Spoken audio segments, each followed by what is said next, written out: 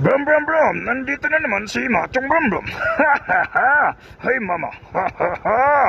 Mga kabrum-brum, may nakita na naman tayong tutulog sa tabi ng kalsada mga kabrum-brum.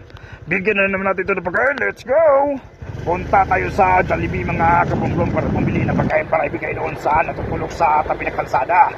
Tulong na naman tayo ngayong gabi mga kabrum-brum doon sa natutulog sa tabi ng kalsada. Bibigyan na naman tayo ng pagkain at saka pera mga kabrum-brum. At least man na pagising niya mamayang umaga masaya siya mga kabrum-brum. At may makain siya. Let's go mga kabrum-brum, bibili natin ng pagkain, let's go!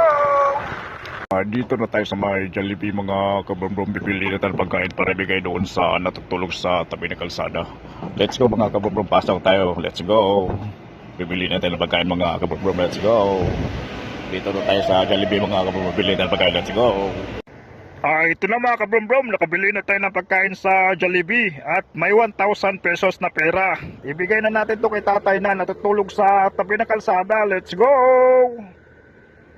Let's go mga kabrum-brum, yatin na natin itong pagkain doon sa natutulog sa tabi ng kalsada. Tatulong na naman tayo ngayong gabi mga kabrum-brum doon sa natutulog sa tabi ng kalsada. Kabigay na naman tayo ng pagkain at saka pera mga kabrum-brum. At least man lang may napasaya na naman tayo ngayong gabi mga kabrum-brum.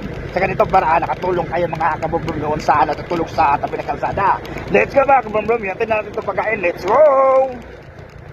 Nandun sa tayo mga kabrum-brum, lapitan natin para ibigay itong pagkain Jollibee at saka 1,000 pesos na pera. Let's go, lapitan natin.